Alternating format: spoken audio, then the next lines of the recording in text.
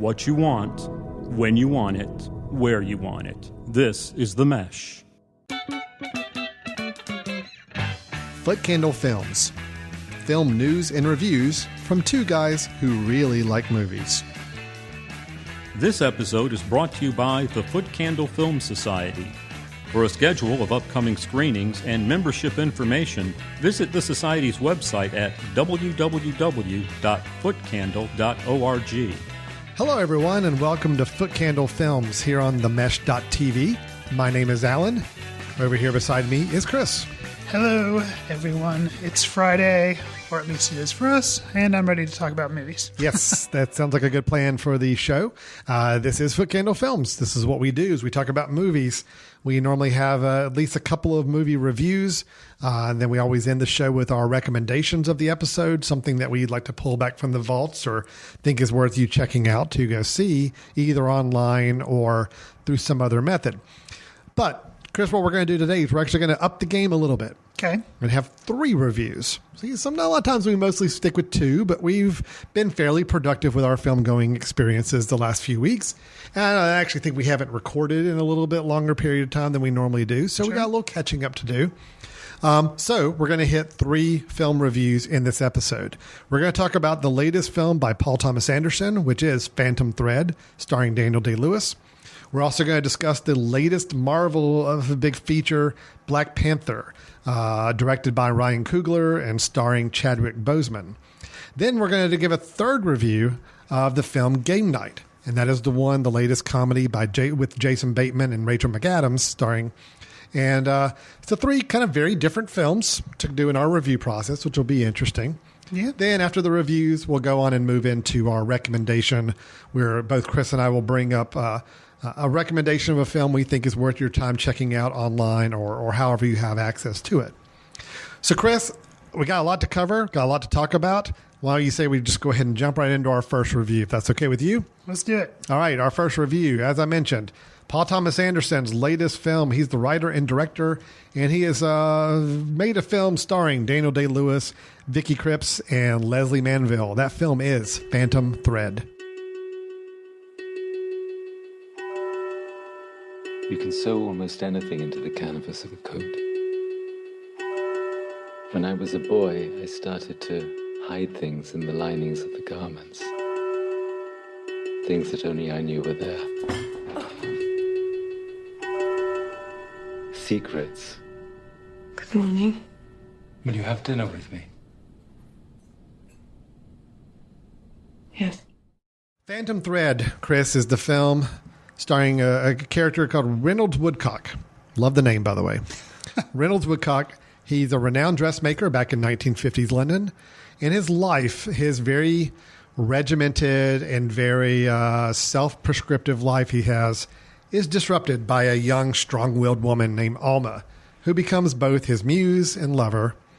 And the film explores their relationship as well as the impact it has on his career as a dressmaker.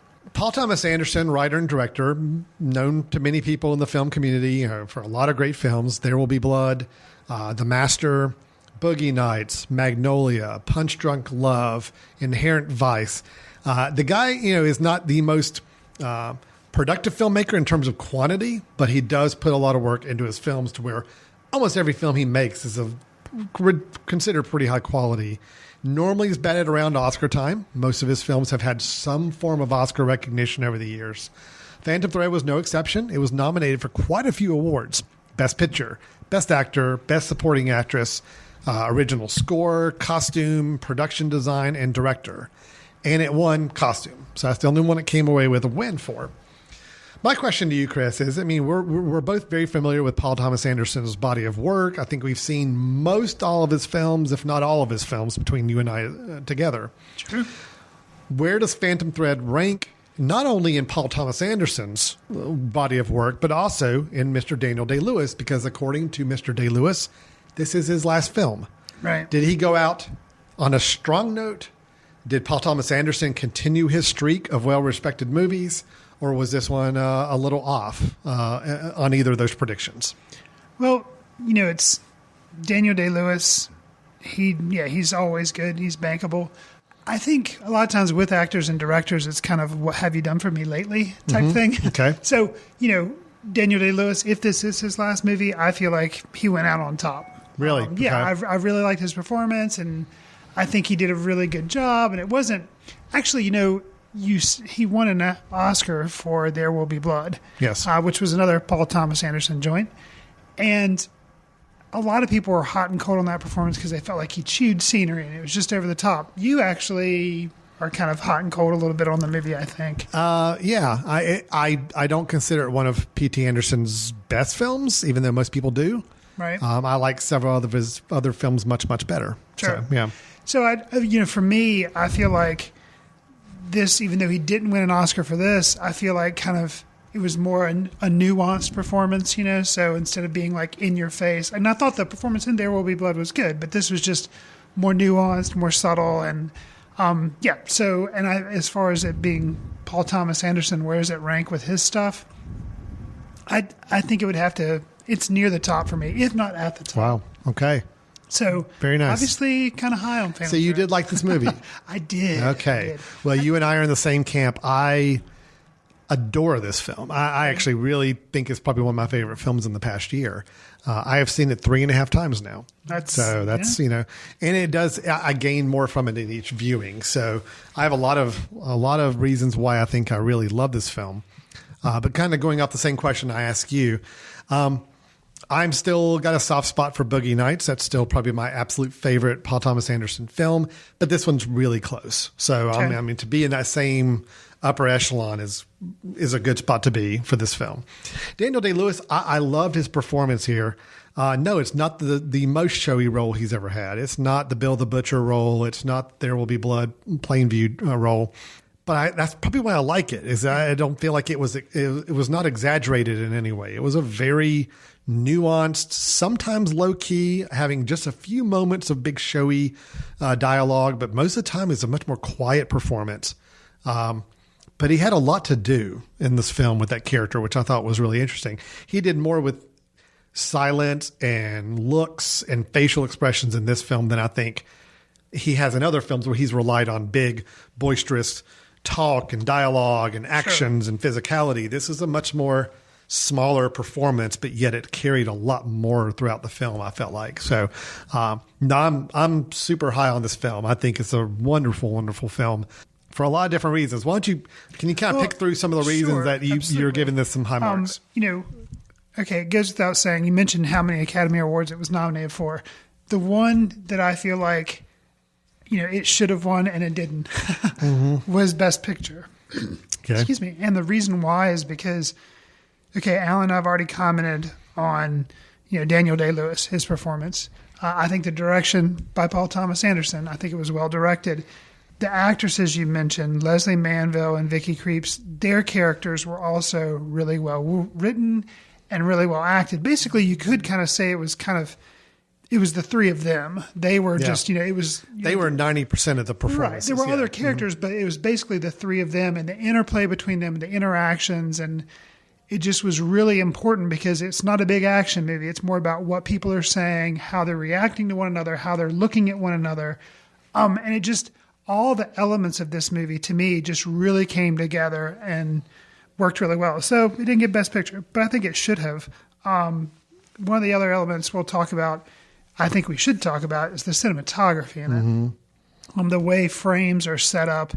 You had mentioned to me off air that Paul Thomas Anderson actually kind of worked a little bit working the camera. So he directed, but he actually was behind the camera a little bit, kind of shooting some of the shots himself. And well, they don't have an official credited cinematographer for this film. Got you. The word was, and Paul Thomas Anderson kind of admitted that yes, he did do work behind the camera, or he would have some other camera operators help him on it. But there was no official cinematographer, so he is unofficially credited as cinematographer for his own film. Yeah. Well, I think.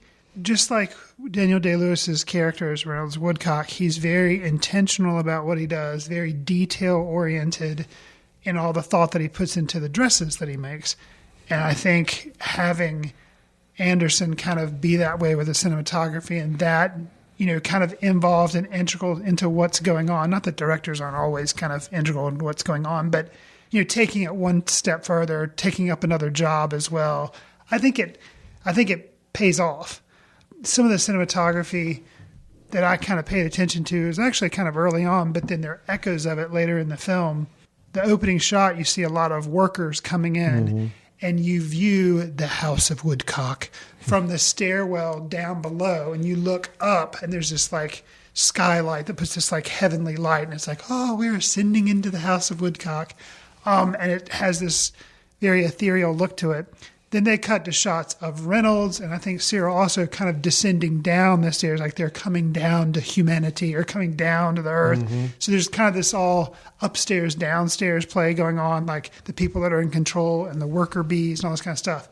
Later in the film, there's a situation where Alma has decided to surprise Reynolds, and she is upstairs and she is dressed, and he comes in and she catches him unawares. And they use that whole upstairs, downstairs play, and it's just very well shot. And, you know, I can't help but think just very, very intentional on part of the director. I can't imagine and, it wasn't. The way he laid stuff out. There's shots of, there's a lot of negative space in the frame sometimes, or there's a sequence where Alma is going out and Reynolds is wondering what she's going to do, and he kind of peeks his head around the corner, done for comedic effect, but also just the spacing in the frame. You can tell it's, you know, really intentional, and I think sharp. I think, Alan, we should also mention, and I know you're a big fan, so I'll let you like rhapsodize about it, but the soundtrack for this movie. Yes. How does it work for you? Oh, it worked beautifully. It's an odd soundtrack, and the scoring of it is on first listen, it sounds like a very classical score, big swelling music at time, and kind of an interesting melody. But it has enough sinister tones to it, and enough just breaking with the norm of a traditional instrumental. There's like 3 or 4 general themes of the music that carry throughout the entire film. I think I read somewhere too, and I agree. About 80 or 90% of the movie is scored. Yeah, it seems like it. I mean, there's very few moments where there's not a score playing in the background. So I think there's, for a 2-hour movie, I think there was, you know, almost an hour and a half to 2 hours of score going along with it. No, I loved it. I thought it was great. I think it added just enough. The thing I loved about the movie so much, and the music accentuated this, is you didn't know where it was going to go. It was very perverse in the way it wanted to talk about what kind of movie it was. In the first little bit, you get the sense that it's a very strict period piece with just some learning these characters, learning these family dynamics. Then it starts to go into more of a romance, a little bit more traditional romance. And then it kind of veers away from a romance and goes into another direction. And then by the end of the film, it's kind of ended at a place that you did not expect it to end. And that's what I love about it so much, is that, you know, so many times it flirted with this idea of being a traditional period romance drama, and it weaved and it zagged when you thought it was going to go a certain direction. The music to me accentuated that, where it had so many moments where you felt like, oh, it's such a beautiful score. It starts, and then as the score continues, it's like, ooh, but it just got a little creepy for a little bit. And now it sounds like it may be a little dangerous, and I don't know what's going on quite yet. And the music kind of helps carry you through those emotions as well, which I just thought was a wonderful score by Johnny Greenwood of Radiohead. Of Radiohead, yeah, which huge fan of Radiohead. And he's worked with Anderson before on There Will Be Blood. He did, I think, several of the films. I think he did There Will Be Blood. I think he did The Master too, if I remember correctly. I think you might be right. Yeah. So I think their collaboration is obviously a fruitful one. Absolutely. And it worked, I think, as well. You know, you mentioned on going into this movie and how it starts out, you're like, oh, okay. This is a period piece. This is a costume drama, which, you know, obviously he's a designer. Costumes are very important. That is the one Oscar it walked away with. But you and I have kind of gone on record. I know I have. I kind of steer clear of costume dramas as a general rule. Not a fan. They pretty much bore me to tears. Romance costume dramas, even more so. Like that's just like, okay, I'm going to get nothing out of this. Sure. You and I had heard, and this was in our news sections, you know, from months and months ago. It's like, oh, we finally found out what Paul Thomas Anderson's new movie is going to be. Cool. Found out Daniel Day-Lewis is going to be involved. Okay. Oh, it's a period piece. Oh. 1950s London. Oh, it's about fashion design. About fashion designer. Oh. Yeah. You know, it's like, okay. But, you know, the hope was if anybody can make it interesting, Paul Thomas Anderson could. Well, and I do say too, I think the marketing of this and how they're promoting it as a film about a fashion designer, and it's a little misleading. And that is obviously the crux of the film, what his job is, but it moves, I think, pretty gracefully away from a lot of attention on the career. And it becomes really more of an interesting character study of 2/3 individuals. I mean, all three individuals that are the main characters of the story, but the relationship between Daniel Day-Lewis and Vicky Krieps, very interesting. It's a slight story in the grand scheme of things. It really is. I mean, you think about bigger stories, bigger films that we're used to seeing. This one is pretty slight in that it's really just a small character drama between three people that does take some interesting turns that I admire it for. But looking at all the rest of Paul Thomas Anderson's film, this is a much smaller film. It's a much more intimate film. It's pretty accessible. It's very accessible. I was going to say, where Inherent Vice and The Master and There Will Be Blood, you kind of have to go along with him for the ride and kind of be willing to buy into those films. This one, I think anybody can sit there and at least watch and absorb and follow along for the most part. So I loved it. I was going to try to look through dislikes, Chris, and I always say we like to bring up the good and the bad, things we liked or didn't like. I've got nothing. Do you have anything on the dislike side? I'm trying to think.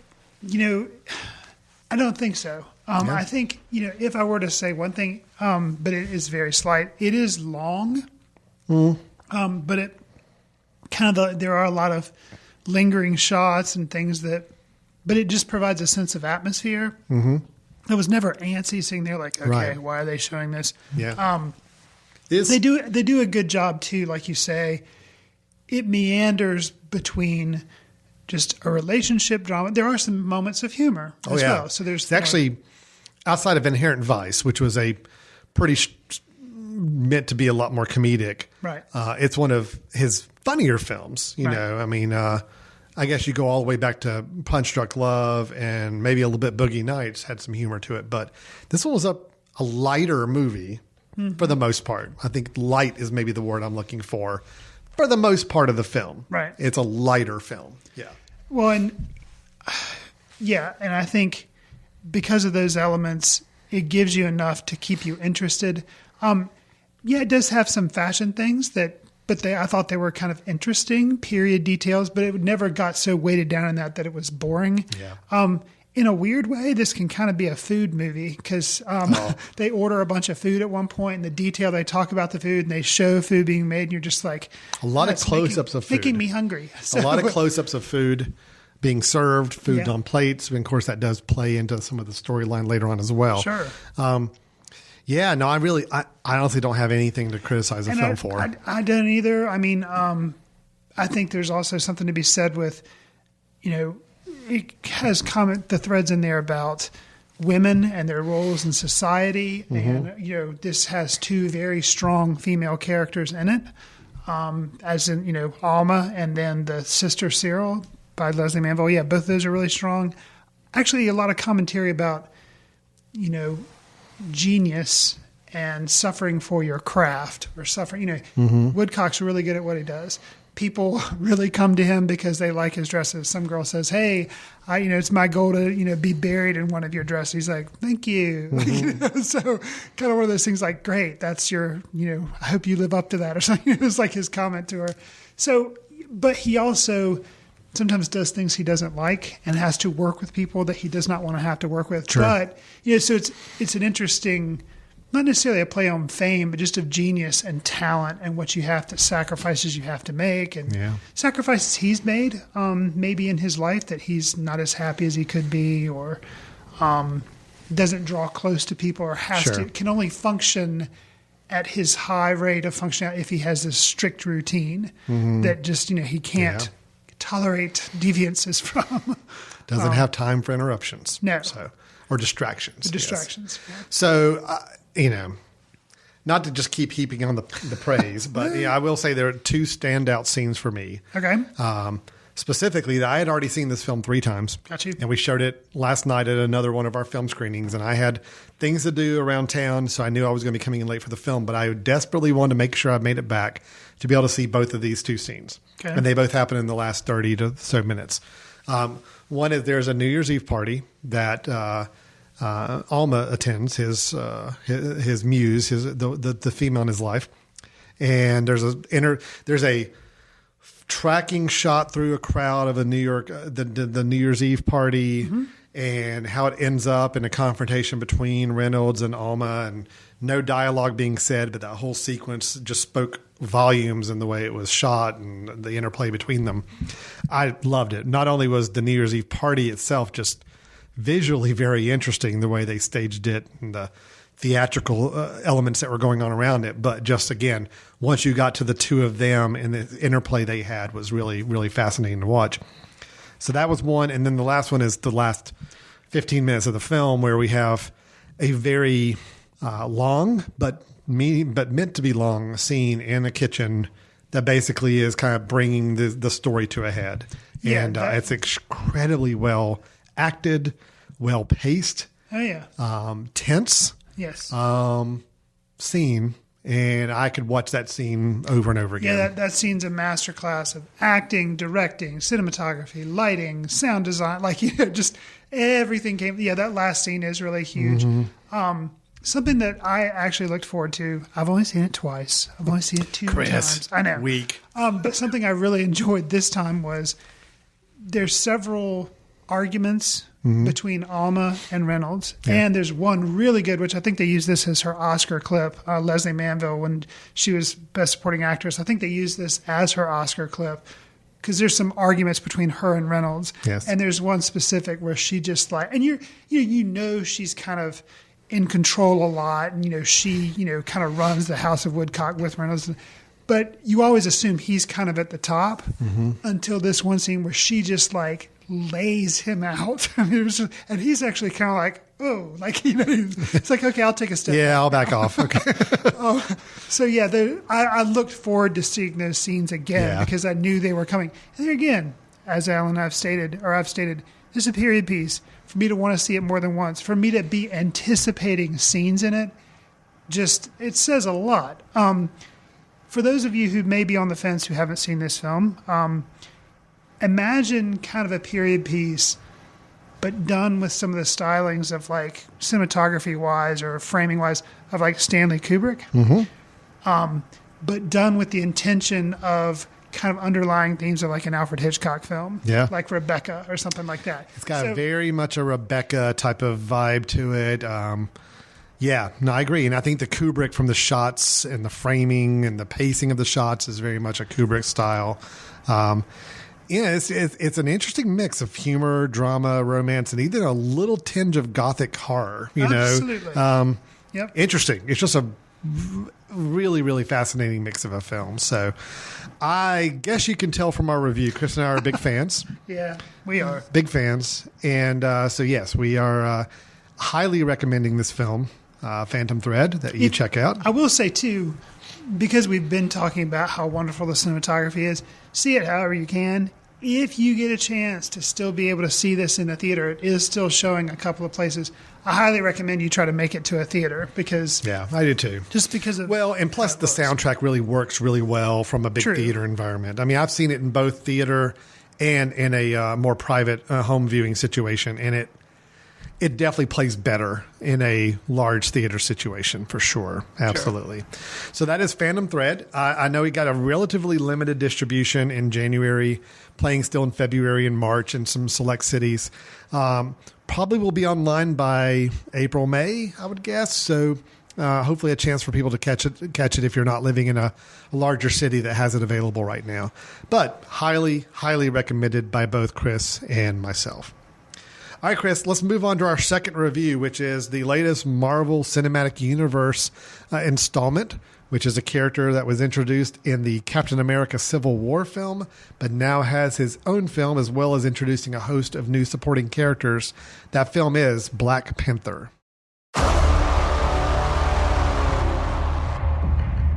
You're telling me that the king of a third world country runs around in a bulletproof catsuit? Why don't you ask him yourself? Because he's right outside. Bingo. my king. Stop it. The Black Panther lives. With director Ryan Coogler's Black Panther, we get something that many people are heralding as kind of a first of its kind, in that we have a superhero movie, but it is predominantly focused on all African Americans. So that right there, and it is done, in case you haven't probably picked up on this, it's done kind of well at the box office. It's made a couple of bucks. It's made a few dollars. Yeah. So this is an instance where they've taken a character that's not kind of your name brand Batman, a Superman, or on the Marvel side, it's not a Thor or a Hulk or a Spider-Man. It's kind of a lesser known dude. Mm-hmm. And they've given him this whole movie. Alan, after having seen it, do you think do you think there was enough there to give Black Panther his own movie, or do you think he would have been better served just to kind of be in Infinity War like he's going to be in a couple of months, and having been in Civil War, and let it be at that? Do you think it was worth the diversion to have an entire movie for Black Panther? I do, and I'll tell you, because the things I liked about the film was the world building that was going on. I liked the environment that we're learning about, the fictional country of Wakanda, and kind of how it's hidden away from the rest of the world, and it's very technology driven because of some resources that they've generated and were blessed with many, many years ago. I think there's more than enough to make a standalone movie, and I'm glad they did. I think there's some really interesting supporting characters they brought up, some companions and other tribal leaders in Wakanda that are alongside T'Challa, who is the gentleman that becomes Black Panther. I think we've got an interesting world that's being built. So I'm very happy, and I think that they made the right decision to make it a standalone movie. And obviously, financially, they justified the fact that this was worth a standalone movie for. Sure. My issues with the film were not with necessarily the story or the kind of world that was being built around it, or the fact that it even exists as a film. In general, I was very happy with those elements of the film. I think it was an interesting story. It did follow the Marvel storyline formula pretty closely, and that's a disappointment for me. And I'm to the point now. I'm not a Marvel film hater at all. I'm still very much a Marvel fanboy. I'll still go see them, but I am realizing that the formula is very routine at this point, and it makes it just not as exciting to watch, because I feel like I know exactly where it's going to go. I know actually how it's going to end. I know what the final resolution is going to be. I feel like it's all very formulaic at this point. Well, I agree. And with Black Panther, I liked it, but I was unable to escape all the hype that had come before it, because this movie had a lot of hype. It was going to be a big deal for Ryan Coogler. It's kind of his first really big movie. He'd done Fruitvale Station. He'd done Creed. But then this was, it's a superhero movie. Yeah. It's huge. It's Disney. It's Marvel. And they were making a lot out of it, that it was going to be, the first African-American superhero movie, and, making a big deal out of that. I think, to actually give a little bit of credit to DC, my gosh, we've talked about how they've always messed up. And but I think one thing they got right was when they had shown Wonder Woman in Batman vs. Superman, and then they said, okay, we're going to do a Wonder Woman movie. And they pulled back, and Wonder Woman was great. I mean, the box office bears it out. You and I liked it. But it did share the CGI monstrosity that was the end of the movie, which unfortunately, like you're saying, this movie does as well. This one has as well, which is one of my negatives about it. But what it was able to do was flesh out an individual character. Yes. And that's what I felt like with Black Panther. I wanted it to basically be, the African-American Wonder Woman, or Wonder Man, because it would be a dude. But that's what I wanted this to do. So my expectations were kind of high. Like you said, I thought the story was great. Introducing some new characters and how they all work. The world building, like you said, was great. Unfortunately, as a result of that, and granted, I'm not really familiar with the source material of Black Panther, but I think he could have been a robot. Yeah, no, he was probably the least interesting character in the film. He was. And what was, not that Chadwick Boseman, he didn't do a bad job. No, I just don't think he was, and maybe that's his character. He's supposed to be removed and cold. A little more stoic, a little more, yeah. But you can do that and make it interesting. Yeah. But I don't think he was. He was not an interesting character at all. And okay, this is a positive of the movie, but a downside for the character of Black Panther. He's going up against, okay, terrible, terrible character name, or just like cringeworthy, but these are comic books, so what does it matter? The guy's name is Killmonger. Yes. And they say that with a straight face, like, okay, he's a bad guy, but his name is Killmonger, okay? But played by Michael B. Jordan, who'd collaborated with Coogler on his previous 2 films, so he's kind of got a track record running with the guy. But yeah, the bad guy in this film is so interesting. It's kind of like another DC reference, the Joker and Batman. Like in that original Tim Burton movie, the Joker is just like so crazy interesting, and Batman's just kind of there. Yep. You know? That's right. And in this movie, similar type thing, except I don't know, it just somehow doesn't gel quite as well because, you know, even though Michael Keaton was downplaying Batman, he still, you know, gave it a little something. Still gave him a personality. Right. And I think that's what, unfortunately, the main character, T'Challa, there is no personality. I think he's almost too stoic, too unrelatable, which what that does is shine such a spotlight on everybody else around him. Right. All of the female characters, which basically, I mean, he's one of really 2 guys, men in the Wakanda community that we follow. Everybody else is female that we spend the most time with. His sister, his mother, and then a whole group of warrior women that are basically his, I guess, almost like the police force there in the country. And they're all fascinating. I loved every single one of those characters. The sister, the mother, and the police force are all just wonderful. Danai Gurira as Okoye, Lupita Nyong'o as Nakia, and then where's the sister? Shuri, Latita Wright. So all 3 of them were amazing. Were so much fun to watch. And it just, between them and the villain being so fun to watch and interesting, Black Panther himself was just I almost felt like a secondary character and just not really a really interesting one. That was, I won't say it's a disappointment because I love spending time with all the other characters. It's just, you know, that if he's to be your main source of conflict and his main, you know, he's the main character we're following, it is a little discouraging that he was just so boring.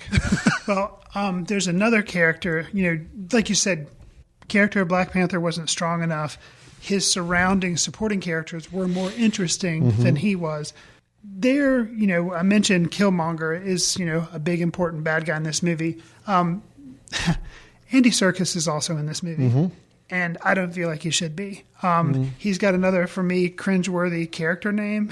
Claw. Ulysses Claw. But it's not like Claw. Oh, no, it's Klaue, which they're good. Comic booky. I get it. He is. Claw is a character in the Marvel universe. Terrible use of him. I mean, granted, I don't know. But I don't agree with you on that. I couldn't wait for him to get off screen. Yeah, I don't agree with you on that, but that's fine. Man.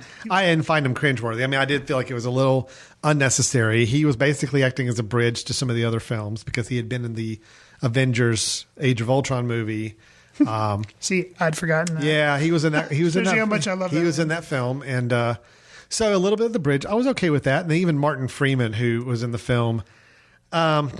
See, could have done away with that too. Well, I know, and I understand you say that, and I get it. They did serve as a bridge, but I will say, of all the Marvel movies that feel the need so much to reference other films and to be so tied in, I think this one was one of the most furthest removed out, where it did have some connective tissue, but not as much as some other recent Marvel films has. So I'll give it a little credit for that. It was willing to stand off on its own a bit more. My biggest issue with the film, you referenced it already a little bit. It's the CGI rhinos. The whole last 20-minute fight scene with the use of CGI. CGI in general, all throughout the film, I thought was horrible. I thought the CGI was really bad. Well, distractingly bad. If this wasn't a big budget movie, you would say, well, they spent all the money on the actors because you've got tons of big names, and they just didn't have any money for the special effects. This is a $200 million budgeted film. This is Marvel. Yeah. This is Disney. I was really disappointed. Every time that they would cut to a CGI animated scene, I just lost interest. It just pulled me out of the film. So therefore, the last 20 minutes, which was both two fights going on simultaneously, one in an outdoor, bigger army type fight, and one a little more intimate. Imagine Lord of the Rings. Yes. And then you got another one that happens inside that's between two individuals. Both of those, animation was so poor on both sides. It was just, I lost interest in the film in that last 20 minutes, which is really disappointing because there were moments I really was enjoying what they were doing. And then I felt like it just all fell apart in that final, once again, a big CGI spectacle where I felt like I was only seeing real humans maybe 10% of the time. And the rest of it was all rubbery animated people that just seemed to be defying the laws of physics with the way they moved and their bodies looked on screen. Really disappointing. Very, very disappointing. That's my biggest issue. I think if they had ended on a more... Here's the thing. Throughout the film, the parts I enjoyed the most were the parts where it was the most raw. Yeah. So there was a scene early in the film where T'Challa is basically having to be challenged for his right to be king. It's like a tribal. And this happens in the first 20 minutes. Sure. So it's like not a spoiler, but just, this is what happens in their world, their civilization. It's like he is going to be king, but he has an opportunity where other tribes, because I think there are 4 or 5 tribes competing. Something like that, yeah. Each tribe has an opportunity to put somebody up to challenge him and say, hey, we think we ought to be king, so we're going to fight him. And it was raw and it was brutal and it was just, really interesting how the dynamics were playing out. If they had continued with that and made that more the way the film ended and a little more just feel like I'm watching real human beings really grapple with things, I would have felt so much more positive about this film. Well, actually, but it's just that ending 20 minutes, I felt like I was so disconnected from the film. I didn't really care what happened. Yeah, and I think we're not saying... I think we're both coming from the same place. I think you and I are definitely on the same page with this film. Mm-hmm. So I feel like I can speak for you. We're not saying we understand the need for a big battle scene. Yeah. And, you have some potential there with like some tribes all warring against each other. But, why not do something original and kind of take it back a little bit and do kind of like a Braveheart structured battle where it's, I know for the crowd stuff, they do maybe multiply numbers of people, but you actually have people doing like traditional hand-to-hand fighting and don't do like crazy rubbery people flying in the air. Like, don't bring rhinos into it. Just have more of like a traditional battle scene, but just do some fancy editing and like camera movements, but keep it a little bit, and that would actually make it feel more visceral, more real. It needs to be a little more grounded. More grounded. Yeah, and that would make it different. Yeah, and I think so too. out. I think so too. Well, I will say, even despite the fact that I really did not care for the ending of the film, the last action sequences and the big finale part, immediately afterwards, there is a very, I think, well acted moment with Michael B. Jordan and Chadwick Boseman. The very last scene they have together, where the action is stopped and they're actually able to act for a little bit, and it was really good. Okay, it was and really I feel good. Like some people, there were 2 moments in this film that I could feel that I saw Ryan Coogler, the director, kind of shining through his through line. You see things like Taika Waititi doing it with some humor moments in Thor, and you're like, okay, yep, I can tell that's his signature stamp. I could tell this was a Ryan Coogler movie because of what you're talking about, that scene where they just have a chance to kind of talk. It's a confrontational the sunset scene. Yeah. It is. And they're talking, and just some of the things that are said in the statements, they're not heavy-handed, but they're making a statement. They're handed enough. Yep. And it's like, yep, I can tell that this isn't just run-of-the-mill movie. Ryan Coogler is making a stamp, and it's something that he would do. So, that was a good scene. There are a couple interesting moments. And again, I think anytime they focus in on the culture and the rituals and the way their civilization worked, it was really interesting. There's and it wasn't just serious, because that was an example of a serious one, but there's one where there's kind of a confrontation between a tribal leader and some people, and it's very tense, and then basically a vegetarian joke is thrown out there. And the way that was done, it was Ryan Coogler saying, yep, I know what you guys are thinking. This is the stereotype of how these people are going to be. And, oh, nope, I'm just going to drop one in there and just be, and like, challenging expectations. I just wish that some other parts of the film had kind of done the same thing. I agree. And there again, the CGI just killed me in a lot of places. It just was really rough. It was even there's a scene that's like shot to look like a one take shot inside of a casino. Yeah. That could have been really cool, but I actually just felt like it was almost too much. I could tell when the animation was being used and the camera movements were a little more computer generated movements and not authentic. It didn't have that visceral feel that I felt like it could have. And it was disappointing for me. So I feel like it was almost like wrapped up too much in animation and making things bigger and more spectacle driven than they need to be, when the best parts of this movie were the ones that were more authentic and raw and real. And when they got there, it was really good. It's just, it didn't carry through the whole film on that. So I would say we've commented on Killmonger as far as the character and how good he was. Some of the writing and what made it authentic and kind of raw, like what you were talking about, you could see the motivations for why Killmonger was the way he was. Mm-hmm. There's some setup, some backstory that becomes evident, and even kind of bookends of the film, that first shot versus last shot, that have some continuity that help to kind of flesh out, you know, the society, why it is the way it is, why Black Panther is the way that he is. And so that was well done. It's just a shame it wasn't more carried out. But there was great potential there. It was. I will say, I think what the movie stands for is awesome. I'm so glad, you know, a film that, you know, is more representative of people, a movie-going audience, and speaks for a population, a demographic that feel like they're underrepresented in film, and they are. They're terribly underrepresented in mainstream movies and mainstream blockbuster films. I love the fact that this thing's making so much freaking money. It's great. I just, you know, I can't feel a little disappointed in the film, and that I felt like it had such great potential and such great motives behind it, but it got locked into the Marvel machine. Yeah. It got locked into the Marvel formula. It got locked into the big CGI spectacle, and I think that just really brought the film down from where it could have been. I agree. I think, are you kind of wrapped on Black Panther? Because before we want to move on. Yeah, no, I am. I'm going to say I'll give it a passable. You know, if you're into Marvel movies, you like superhero movies, yeah, it's a fine one to go see. I just think it could have been so much better. It could have been so much more. I'm kind of right there with you, because we are going to do 3 reviews. We're not really going to do news items, but I just want to get your initial gut reaction, because I'll go ahead and spoil what mine is. All right, sure. So I'll say mine and throw it to you. I think Infinity War could be. I have a feeling it's going to be a disaster. Okay. And here's my reasoning. I think it's going to be kind of like I think Marvel is finally going to have their Justice League, or going to have their Suicide Squad.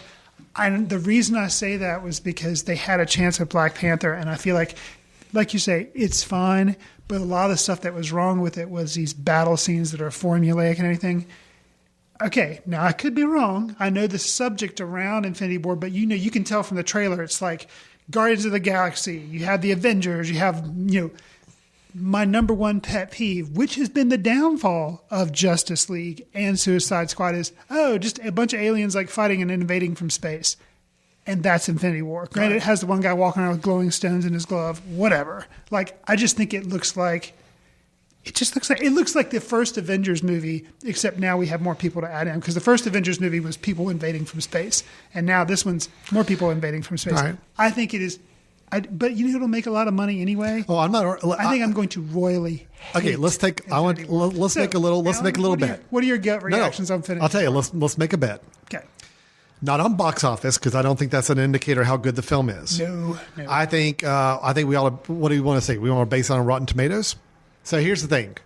And here's why I think it's going to be good. And I'll tell you, I think it's actually going to be. I hope I'm wrong. I think it's going to be a good movie, and only because I think the directors that they've got, who are the Russo brothers, who did Captain America: Civil War, and they did Captain America: Winter Soldier, which I thought were both really, really good films. I mean, I thought for superhero movies they were both really good. I think they get it. I think they understand. Did they do the first Captain America? No, that was Joe Johnson. Okay. I believe. Yeah, but they did the second. They did the second and the third one. Right. I think they get it. I just think they get it. They understand. I mean, Civil War was a film where you threw every superhero they had available to them into a big fight scene at the airport, and it was great. I loved it. I thought it was so much fun. They knew how to stage it. They knew how to make it work. They knew how to put stakes in the mix of things. They put some personality into it. I don't know. I'm going to say I believe that Infinity War will continue their high rating mark in general for these superhero movies. I think it's going to be a good film. So you don't have a feeling that it's going to be like a no. downfall? No. I could You're see full steam ahead. I could see how, just looking at it on paper and not like thinking about previous work and not thinking about the directors involved, I totally get how you could look at it and say, holy crap, that's a lot of people in this movie. Oh my God, how are they going to even fit everybody in? It's just going to be giant CGI battles left and right. I think there's going to be more to it. I think there's going to be more to it. I think it's going to surprise people that it's a strong movie. That's my prediction. Hope so. That's my prediction. I think it'll still be a 80% Rotten Tomatoes or higher, is what I'm saying. That's my guess. Yeah. So we're not going to bet any money. That's not legal to do. I'm just going to say, I think 80% or higher Rotten Tomatoes. You think it'll be probably below that? I feel like it would, but Okay. it wouldn't surprise me because people just seem to eat this stuff Well, up. but remember, the critics don't. The critics are normally, I was So going to we're say, not talking audience. we don't rating, base we're it on talking audience. We're critics. talking on critics. You'll take me I on think that? I'd be surprised if it got 80. All right, 80% is what I'm setting the mark at. Yeah. 80 or above, I win. Sure. 79% or lower, you win. Yes. Okay, cool. Let's take that. We'll figure out what we're betting for later, so it's not important. It's just bragging rights. Maybe somebody has to finally watch a Medea movie. No, let's just do bragging rights. Okay. Fair enough. All right, so that is Black Panther. We're both giving it a pass, like a good pass. Like, yeah, go see it. It's fine. I'll go ahead and say scale of 1 to 5 is a 3 for me. Oh, 1 to 5. Okay, yeah, that's 1 to about 5 right. is a No, 3. I'm probably 2.5, 3. Okay. I mean, I think it's worth seeing. I just more disappointed than I was. Feel like it was a bad movie. So yeah. All right, we're going to take a quick break. When we come back, we are going to do a review of the comedy Game Night, as well as close out the show with our recommendations of the episode. You are listening to Footcandle Films here on themesh.tv. We'll be right back. We'll get back to your show in a moment. Just a reminder, you're listening to The Mesh, an online media network of shows and programs ranging from business to arts, sports to entertainment, music to community.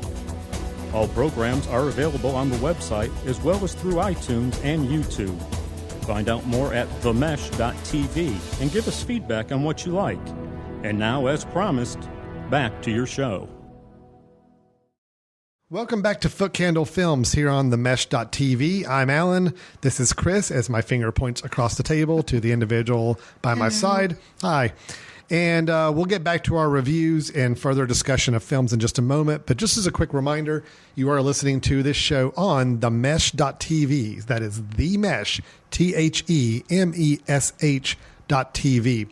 This is our podcast network. It is a network of shows that you can listen to for free anytime you want. They're all audio with a couple videos sprinkled in from time to time, but programs you can subscribe to if you like what you're hearing. So let's say, for example, you're listening to this episode. You like the conversation in general. You love our radio pleasing voices. You love our professional dialogue that we're doing, which of course I'm being a little joking about all that. But let's say you decide this is something I want to keep listening to. Well, guess what? We put out an episode probably every couple weeks or so on schedule. You subscribe to the show. The very next time we post an episode, within that same day, you basically have it downloaded automatically to your device of choice. Your phone, your tablet, your tablet computer, or whatever it may be. Even streaming to like your Apple TV or TV box. So you can subscribe just like recording a show on a DVR. That's the way it works. Is you subscribe to a show, you're going to get every new episode coming out as soon as it's available. You don't have to go hunt for it. You don't have to go check a website to see when it comes out. That's what makes a podcast. So the Mesh.tv is a collection of podcasts, a variety of different topics that you can go browse the website, find a show you like, and go and click on the subscribe button.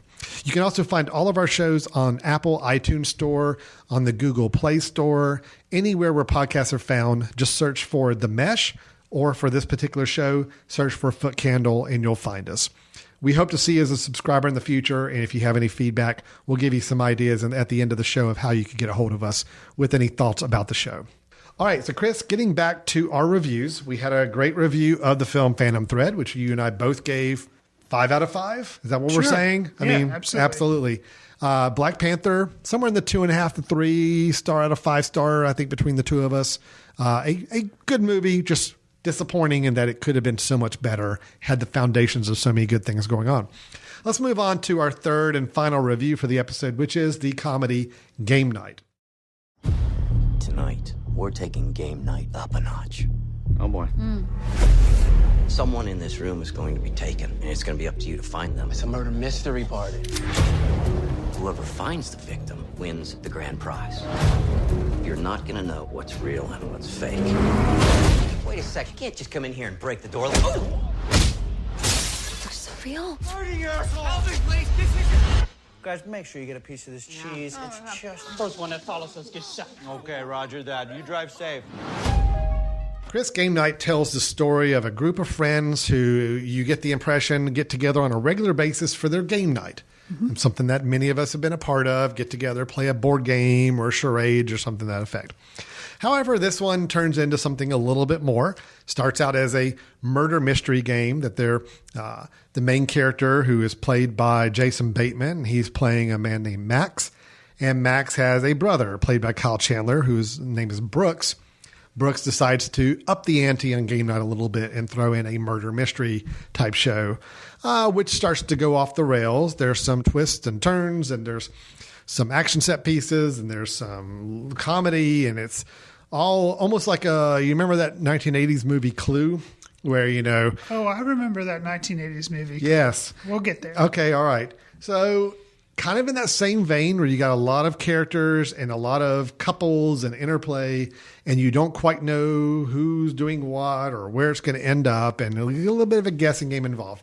That's the movie we have with Game Night. It's directed by John Francis Daly and Jonathan Goldstein. I don't really know anything else these guys have done, although I've heard that they did the Vacation reboot starring Ed Helms a couple years ago that was not very well received. And let me throw out something else. I'm not sure exactly what their involvement, but the poster for Game Night says, "From the guys who brought you horrible bosses," which I never saw that. Did you ever see? Did you ever see Holler? But I think between that and Vacation, I saw clips from both and was like, "Oh dear." Yeah. So now with Game Night. Okay. So with Game Night. Comedies, Chris, are tough. They are. I think they're probably the hardest thing to get right, because if you try too hard, it just becomes kind of ridiculous and over the top. If you don't try enough, people walk away from a film saying, I just didn't really laugh that much. Trying to find a great balance between clever comedy, especially in an adult comedy. We're not talking about a kid comedy. It's a challenge to do we just go extremely profane on everything and just try to curse our way out of a funny movie, or what? So let me just ask you, from a comedy standpoint, how did Game Night go over for you?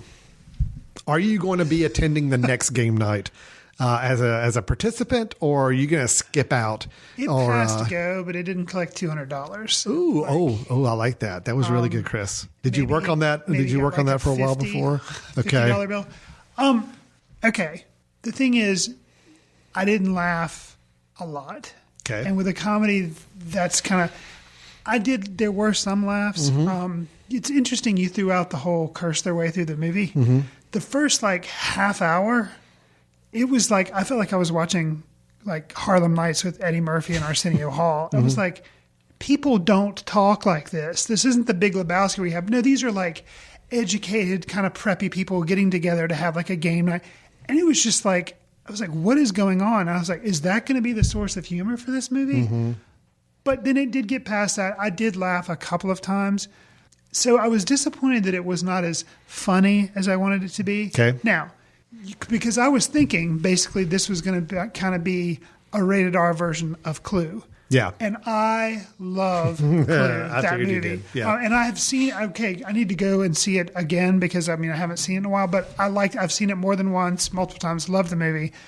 So that's what I thought this was going to be, because the purpose of that was just to be funny. Yes. And that's what I thought this was the purpose, just to be funny. Didn't laugh enough. However, I will say, then I became convinced, this is not Clue as much as it is to throw out another movie. This is The Game, the Michael Douglas, David Fincher movie. Mm-hmm. And I was like, okay, that's all this is too.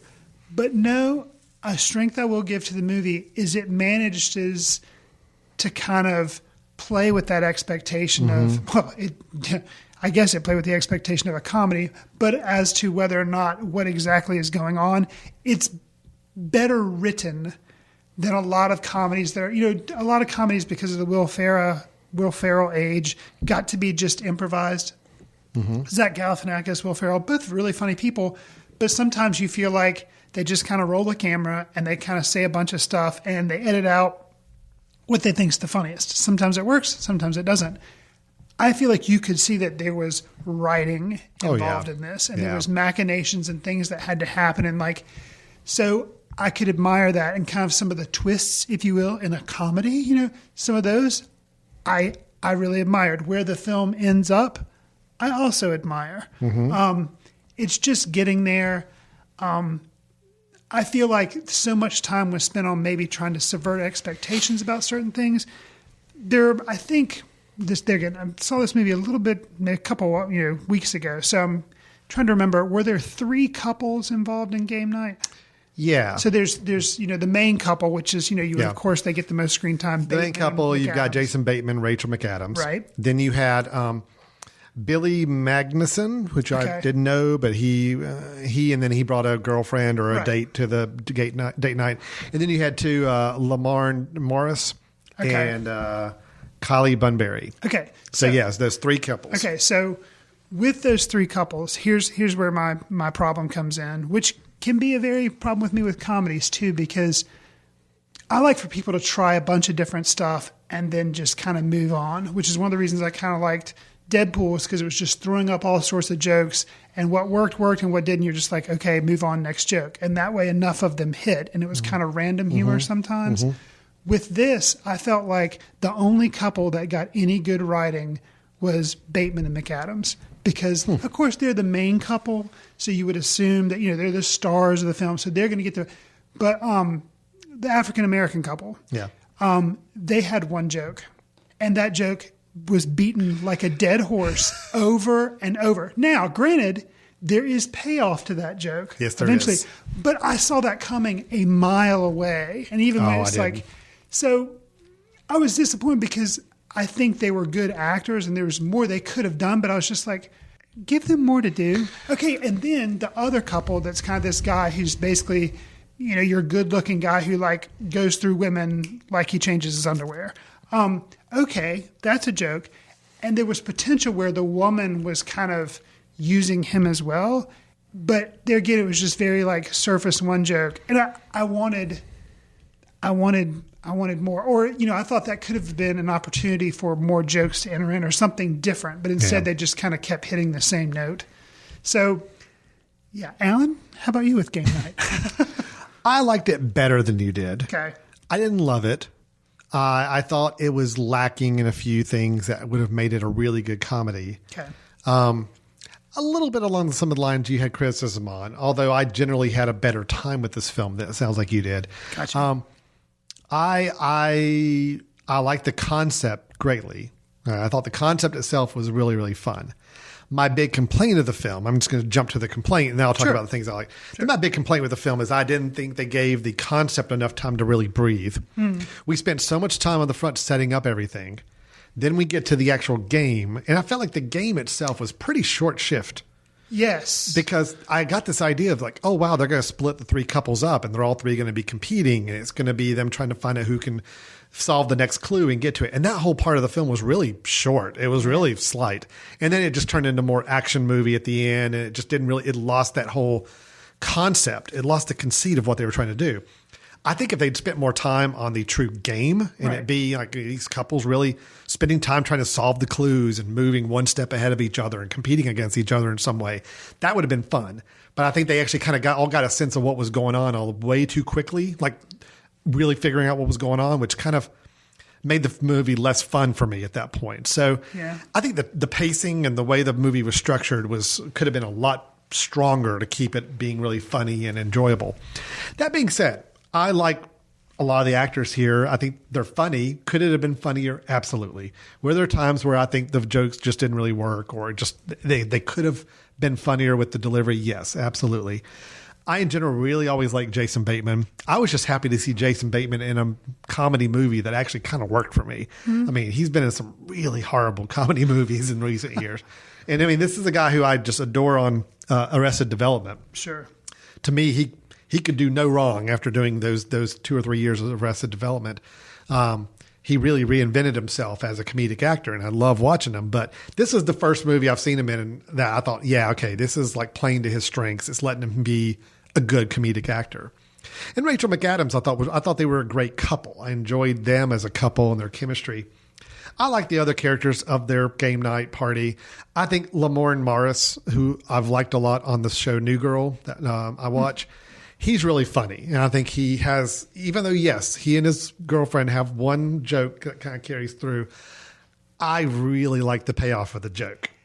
I do. I think the payoff was hilarious. It was one of those where, and it was the way it was presented. I can't explain it without going into spoilers, and I won't, but the way it was presented on screen and the lead up to it. And then all the audience start to realize what was happening with this story. It's like, yeah. And then it's funny because it builds up to that payoff, and I think it worked really well. So I had a lot of fun moments with it. I will say the one thing I thought was the most fun of the film. So Jesse Plemons, who stars as Gary, who is the next door neighbor, police officer, someone who intentionally does not get invited to game night. I've seen him in so many other films. You know, he was in the show Friday Night Lights for many years and played a very earnest character, a very youthful character. He was in The Master, I believe. He was in a few other movies. He's been in an episode of Black Mirror that was really good. Yes, it's almost like somebody might be recommending that in a little bit. But anyway, let's move along. So I thought he was awesome. I thought he was a lot of fun as a very creepy character. And I think they had a lot of fun with his character. So I will say... And the payoff of his character was great. Yeah, it was good. The movie kept me guessing. I didn't really know what was going on until the very end. And I thought it was fun. So I had a good time with it. Do I wish it could have been more? Do I wish it could have been funnier? Do I wish it would have played with the game night concept a little bit more? Yeah, I feel like those were missteps that they made. But, given the fact that we see so few good rated R adult comedy movies these days that really work, this one stood out for me as something that, I had a good time with this. This is fun. Yeah, I'm not clamoring to go see it again, but I think it was a good one-time movie. Right. Here's what I will say. Maybe not $10 ticket price, but when it's playing at your second run movie theater or it comes on iTunes for $5 or $6, absolutely. Fair enough. It's a fun night for a couple of hours to watch. Fair enough. Yeah. So that's game night. I think, I liked it better than Chris. But, comedy is a very subjective thing. It's very hard to find a universally beloved comedy these days, an adult comedy anyway. So that's game night. It is doing okay. Box office wise for a comedy, so it's still around for a while. I did see the comparisons to The Game. My wife and I had to describe the movie The Game to my wife, who had never seen it, as we were leaving this movie theater, because this is all I thought about afterwards. This is the comedy version of the movie The Game. So yeah. Okay, so that's the movie, and I recommend checking it out for a few bucks. Chris is saying, maybe if somebody's watching it at a house where you happen to be, it might be okay to watch with others. Is that a fair way to say it? Maybe? Yeah, Netflix is okay. All right, Chris, that's our reviews. Let's move on to our final section of the show, where we are going to do our recommendations. So for those of you who've never listened, what we do is, Chris and I watch movies, not just the new movies, but we're sometimes checking out older ones, or maybe a newer one that has slipped through the cracks and we want to call some attention to, or a film that you can find online, especially now with Netflix and Hulu and Amazon, a lot of these places putting up original movies. We have a lot more to choose from. So each episode, we're going to bring up a kind of a recommendation we think you ought to check out. So Chris, what is your recommendation for this episode for our audience? So I'm going to recommend a film that was just from 2017, one that I skipped because I was just like, you know what? This looks like something I've seen, an action spy movie. I'm like, yeah, been there, done that. Well, action spy movie with a female as the lead. Oh, okay, that's a little different. Still wasn't interested in it. Well, let me tell you, Atomic Blonde by director David Leitch, starring Charlize Theron. I liked it. Really? Yeah, wow. I did. Is it violent? Yes. Not a kid's movie. Obviously, it's rated R. And it does have a lot of, obviously fighting and stuff like that. But just, the thing is, it's not just, people getting their heads blown off. It's not that. I mean, there is violence, there is blood, but it's stylized. And that's what's interesting about it, is because it's a real slick, stylized way of doing things. And David Leitch did the John Wick movies. Okay. And I didn't see the second one. I didn't either. But I did see the first one, and I liked it. Yeah. And there again, I held off on seeing that because I'm like, I don't need to see another movie it's like that. It's a Keanu Reeves action movie, so yeah. And it was really good, and it had kind of a sense of humor to it. So basically, this is like I was saying on Letterboxd, it's kind of like Joanna Wick, because it's like the girl visions of John Wick, because that's what this kind of is. It's fun because there's some twists and things that happen in it. The use of music, because it takes place like kind of in the 80s, so it kind of has an 80s soundtrack to it.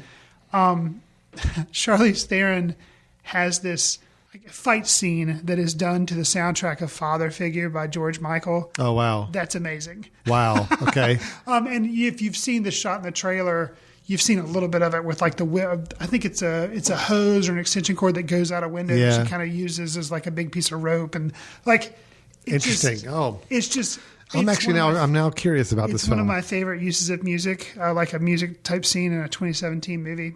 Wow. So granted, it's rated R, has fight sequences. If you don't like spy movies or action movies, don't check it out. But if you do, and you passed on Atomic Blonde because you feel like I've seen those movies over and over again, there's enough original stuff there that it's good. And James McAvoy, also a very solid person, he's in the movie as well. Kind of, they work together in the movie. It's good. So you know what? It's got the Chris Fry seal of approval, man. I'm ready. Bring it on. Okay, awesome. Not at all one I expected you to recommend, but that's a great surprise. So mine is also a recent new movie. I think it does come online probably about the time you listen to this episode. I think it's going to be available online. It is a recent one. It is one that was pretty much passed over during Oscar season, but I did have a chance to check it out because I thought it was actually going to get some nominations, and it ended up not. So it's Aaron Sorkin's Molly's Game. Okay. And I only bring it up because we haven't talked about it. I mean, it came out. It was Aaron Sorkin's, I think this is his first movie he's directed. He wrote, directed. Jessica Chastain and my man Kevin Costner's in it. So that was all a little bit of a draw for me as well. Is this the gambling, life gambling? So it's a true story. Okay. It's a true story of Molly Bloom, who was an Olympic class skier, who gets injured very early in the film. And so she can't ski anymore. And she instead, because she's really hard up for cash and just not able to make a living, kind of gets indirectly involved in high-stakes poker games through an employer she worked with. And she starts to learn the ropes and starts to develop her own series of high-stakes poker games. And because of that, it eventually causes her to get crossing into some illegal activities, sometimes unwittingly known to her, sometimes by choice. And so the movie is told in a split. We see both flashbacks as she's telling her story, and then we also have the modern day where she's going through courtroom scenes to deal with the crimes that she had committed. Okay. So, interesting framework. Gotcha. Jessica Chastain, not an actress I'm always very enamored with. I'm always feel like she's a little more of a one-note actress, but she plays this part perfectly. I mean, this is like the part made for her. Okay. Here's the thing, though. Aaron Sorkin, I don't know how familiar you are with his work. I mean, The West Wing, Sports Night, Social Network. He wrote the screenplay for a lot of places. He's written a lot of screenplays. Moneyball, did he write the screenplay for Moneyball, I believe, maybe? Yeah. So Aaron Sorkin, you kind of have to be ready for his style of dialogue and storytelling. It's all very rapid fire dialogue. It's all, everybody in the scene has the most clever thing to say as a response to somebody else. I mean, it's constant one-liner, back and forth, quipping. You got to understand, people do not talk like this in real life. Okay, just like they don't talk like they do in the first 30 minutes of game night. I mean, about 30 minutes into Molly's Game, I'm just like, who talks? How in the world do these people talk like this? There's no way people are that quick and intelligent to say. I don't talk like that to you. When you see me every day, you're not like, oh, Chris is the Aaron Sorkin. Chris is the quipping left and right. He just, no, it's just nobody does. Gotcha. Even people I know who are really funny, nobody can think of these comments and things to say that quickly. But once you get past that and you realize this is an over-exaggerated form of dialogue, that he crams a lot more information into his script because of this kind of dialogue. Gotcha. I liked the movie a lot. I thought it was really good, surprisingly good. Like, I did not expect to like it. Okay. I am a poker fan, so that it did actually get a lot into the nuance of playing poker, which I thought was always, when you can go kind of geeky into a certain topic, I think it's always a good sign for a film if you're into it. I think Jessica Chastain's really good. And Kevin Costner plays her father. Okay. He's not in it a lot. I will tell you, though, there is a scene about 2/3 of the way through the movie, a dialogue he and his daughter, Jessica Chastain, as Molly Bloom, have in a park that tore me up. I mean, it was a very, very well done scene, very well done dialogue. It starts out in a very typical Aaron Sorkin back and forth. They're just having their little spat and they're having a little quips back and forth, and they both know exactly the most clever thing to say in response to one another.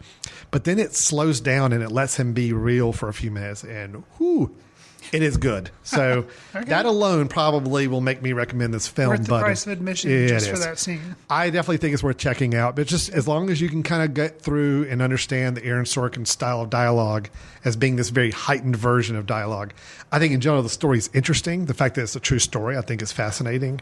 And it ends really, really nicely. It's just got a great... It's one of those, I don't really normally walk away from movies saying that was a good ending. But this one, I'm like, yep. They got it. That was the right ending to have right there, that scene. So I'll recommend it. I think it's good. Molly's Game should be online by mid-March, and we're recording this about mid-March. So about the time you start hearing this, it should be available to rent on Amazon, iTunes, and so on. So, all right. So that's our recommendations. Atomic Blonde and Molly's Game, we both recommend checking out. Atomic Blonde is available now. Yes. Molly's Game should be available pretty close to the time you listen to this episode. They're both new films from 2017-18 that we recommend checking out. All right, Chris, I think we're done. Three reviews. One extremely positive. Yes. One middling positive for both of us. And then the other one, a little more split. I'm still mildly positive on it. You, a little less so. Right. And that was Phantom Thread. It's 2 thumbs up, 5 stars from both of us. Black Panther, kind of middle review for us, but feel like it was a good movie, but just missed a lot of opportunities. Could have been so much better. And then we had Game Night, which I thought was fun. Fine time at the movies. You felt a little less so. And then our recommendations we already covered as well. Chris, if somebody listened to the show and said, you know what, I totally disagree with Chris about Game Night, I'm going to tell him why it was better than the 1980s Clue movie. Where should they vent that comment or discussion point to? You should send an email to info@themesh.tv and mention Footcandle Films in the subject line. And yeah, like Alan said, let us know how I am wrong. Or let us know an upcoming movie that you would like for us to review, or a movie that's come out that we may have skipped over that you'd like for us to touch on. One of the things I've been doing a lot recently, there are a lot of releases coming out straight to Netflix. So if there's one of those that you think would be a good subject for us to review, just let us know. Okay, awesome. That's what you do. And as always, I mentioned too on the mesh.tv, our podcast network, you can check out back episodes. You can subscribe to the show. You can listen to other shows on the network, all available to you online at any time as well. We do have our Footcandle Film Festival that will be coming up in Western North Carolina in September of this year, September 28th through the 30th. We are in the midst of still accepting film submissions for consideration at the festival. That will be going until June? June is the late deadline. June 2018. Deadline, which is May. So, different. May, June, in that time frame. That's kind of when you got to have the films in. If you're a filmmaker, have made a film, any form, it can be short film, can be longer film, can be documentary, animation, can be narrative, music video, even all of the above. Feel free to submit it in for us. It's available through Film Freeway, but you can also look at our website, footcandlefilmfestival.com. And that will also be where tickets will be available starting in about July. Okay. So with that, we're going to go ahead and wrap it up. Thanks, everybody, for listening to Footcandle Films, and we look forward to talking to you at the next episode. See you in the ticket line. Watch news through the courtesy of Footcandle Film Society. Special thanks to Carpal Tuller for the show theme music. For more about Carpal Tuller, visit www.carpaltuller.com. You've been listening to The Mesh, an online media network of shows and programs ranging from business to arts, sports to entertainment, music to community. All programs are available on the website as well as through iTunes and YouTube. Check us out online at themesh.tv. Discover other network shows and give us feedback on what you just heard.